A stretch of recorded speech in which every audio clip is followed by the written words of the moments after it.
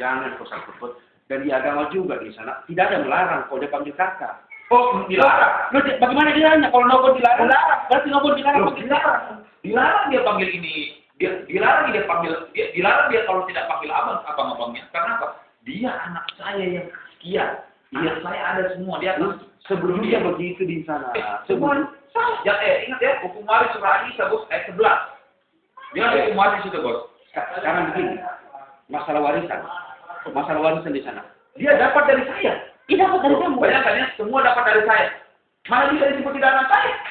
Loh, yang bilang tidak sebut anak dari kamu siapa? Dia dapat warisan dari saya. Tapi itu kan sama, bos. Ya karena kamu pernah paham. Kenapa dia hitung sama? Karena dia sama keturunan saya. Paham bos? Yang berbahaya bos. Kalau kata ada ini perempuan, ya, dia kan dapat dari saya. Ya, dia tidak boleh dapat sama daripada anak saya laki-laki. Dia harus beda jumlahnya. Itu artinya status dia adalah saudara satu ayah, satu darah bos. Binti saya. Buju satu darah. Nah, cuma kan sekarang banyak orang begitu kok.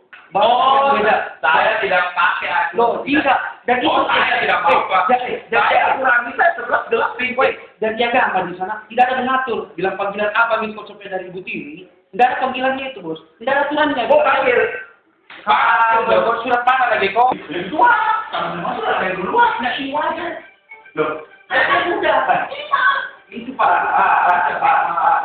Oh beda. Iya, apa sudah Bapak? Sudah. Itu dari ibu. Dia panggil kakak. Apa lagi saya? Karena beda ibu. Beda bapak. Beda sama ibu. Beda jangan. Beda bapak. Dia bisa saudara. Bapak yang bininya datang. Karena begini, tinggal